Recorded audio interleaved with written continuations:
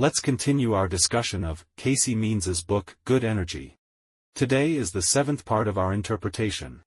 Today, let's wrap up it. The core insight of the book is this. The human body is an integrated system. Serious illnesses do not appear out of nowhere. They are the result of long-term dysfunction in our bodily systems. Chronic diseases often lurk beneath the surface long before they manifest. Whether the breakdown appears in the heart, brain, or elsewhere is often just a matter of chance within an inevitable decline. Means therefore advocates for managing the body as a whole.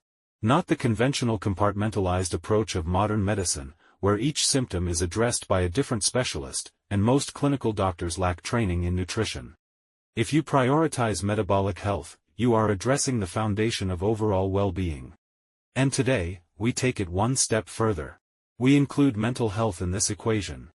Mental health has a profound impact on physical health. We've all heard stories of people whose bodies deteriorated under emotional strain.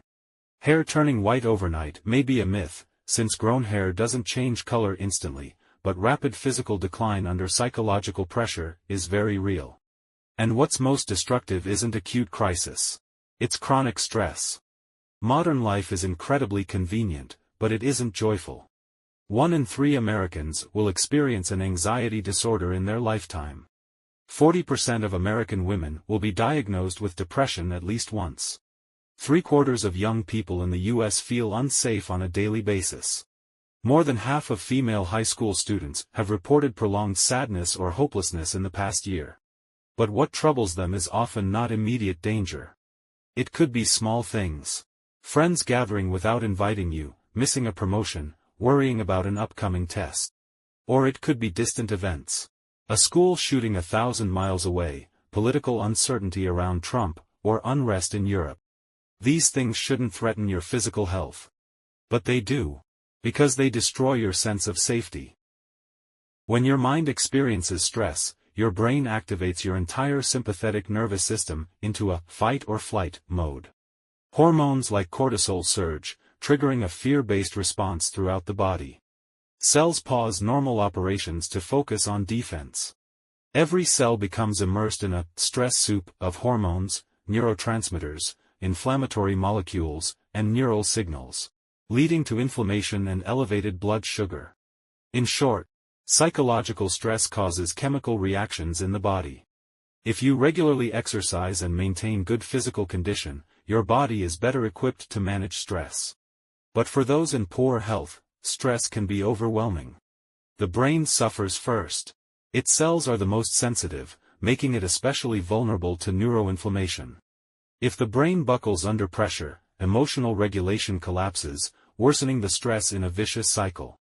This has been confirmed in physical studies. Medical students have shown lower antioxidant levels days before a major exam. Japanese researchers found that high work stress in women leads to oxidative stress. Other research shows that acute psychological stress immediately raises blood sugar, largely due to cortisol. Repeated stress means repeated exposure to high blood sugar and lipids. This can lead to insulin resistance and eventually type 2 diabetes. Stress can even leave permanent marks. Those exposed to early trauma or prolonged stress have higher rates of chronic illness. Their brain's reward systems may become impaired, making them more prone to addiction, such as addiction to ultra-processed foods. And sadly, roughly 80% of people experience serious stress at some point in life. Stress may seem like a software issue, but it directly affects the body's hardware. And the body affects the mind in return. If you get 150 minutes of moderate aerobic exercise a week, your brain's resilience improves. If you sleep well, you're more likely to notice beauty around you and feel secure. At its root, stress is a perception, not an objective truth. Stress is subjective. Is the world safe? You can never truly measure that. You only feel unsafe. Therefore, for the sake of your health, you must learn to reduce stress. That means cultivating a sense of safety. Yes. Means says that a sense of safety can be trained. We've emphasized this idea before. It's not events that disturb you, but your interpretation of them. It's your reaction. Your framing. This means you can choose peace of mind, no matter what happens.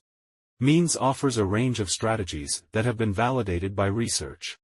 Let's group them into 3 levels: basic, intermediate, and advanced. Each demands more effort, but also offers deeper transformation.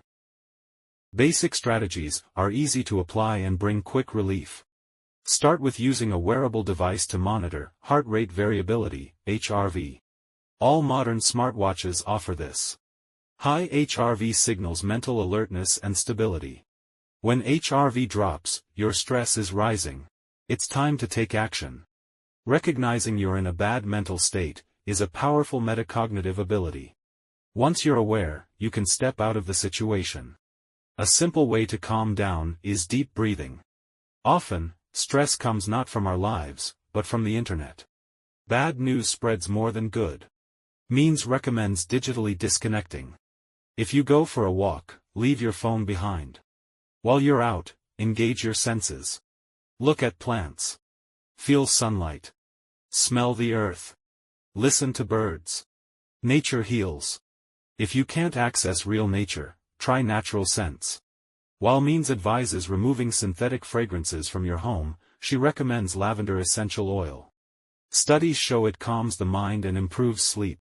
Just rub a few drops in your hands, breathe deeply, and feel your nerves settle. Another key option is therapy. Call it a counselor, or even a mind coach if that's more comfortable. Try to speak weekly. Vent your worries. Hear emotional feedback. And yes, you can also use ChatGPT. Research shows it performs surprisingly well as a therapeutic tool. You must also learn to speak kindly to yourself. Self-compassion is critical. Treat yourself like a newborn. Love and protect unconditionally. Intermediate strategies take practice, but reach deeper. Try breath work. Techniques like physiological sighs or box breathing are powerful for immediate stress reduction. You can find tutorials online. Yoga also helps. Reading also builds mental resilience. Means recommends several books. Many are little known but powerful. More effective might be writing. Putting your stress into words, even for just 5 minutes, helps discharge emotional weight. Writing can also help you see the bigger picture. Or keep a gratitude journal. For 12 weeks, write daily about people who helped you and things you're thankful for. Research shows this significantly reduces anxiety. Also, invest in social connection. Spend time with friends and family. Share and laugh together. But don't chase every opportunity. The fear of missing out, FOMO, is a new form of anxiety. Practice JOMO. The joy of missing out. Only participate in what truly excites you. Sometimes, simplicity is joy. Advanced strategies rewire your brain. If you master these, you may no longer need a therapist. You may become one. You'll feel calm wherever you are, radiating ease and joy. There are 2 complementary practices here: meditation and mindfulness. We've discussed both often. Meditation's central belief is, your emotions do not define your identity. Emotions, good and bad, come and go. But they are not you. Means uses a famous metaphor. Imagine you're sitting on a train platform, watching trains come and go. But you don't get on. Each train is an emotion. Many people spend their lives hopping from one to another, controlled by emotion. But if you sit quietly on the platform, you realize none of them are your fate. Meditation doesn't eliminate thoughts. The pressure will still come. But when you know it's just a thought, you regain control. When a train, emotion, arrives, just acknowledge, I see you. It will pass. Mindfulness is both the training tool for meditation and the outcome of it. It is the deliberate act of choosing what to focus on. For example, in meditation you may focus on your breath, choosing the platform over the train. You can also scan your body. Feel your face, the breath in your lungs, your heartbeat, your seat, your feet. This grounds you in the present moment. With practice, you can direct your focus at will. And you should choose to focus on life's wonders. Let yourself experience awe. On a walk, find something amazing. A budding fruit, grass breaking through concrete, a passing cloud, a bird landing on a fence. Reflect on the marvel of it all. Awe has profound health benefits. To be alive in this world is a miracle. You may ask, how can I feel peaceful when so many terrible things are happening? You're right to notice injustice. But stress should be a signal, not the chemical soup that bathes every cell in your body. You've received the signal. If you can help, do so. If not, return to your life. That's enough. Think of a gazelle. When a lion attacks, it runs. When it escapes, it returns to grazing. The lion still exists, but life continues. The gazelle doesn't get chronic illness. We should reflect on the past and plan for the future, but not ruminate or worry. Planning and reflection are tools, not the point of life. Life should be lived in the present. If a so-called thinker lives in constant dread, he is no true thinker. A true thinker meets all things with calm and clarity. That concludes Good Energy by Calley Means. The book offers so many suggestions, it can feel overwhelming. But Means says, just choose one thing that resonates. Take one small step.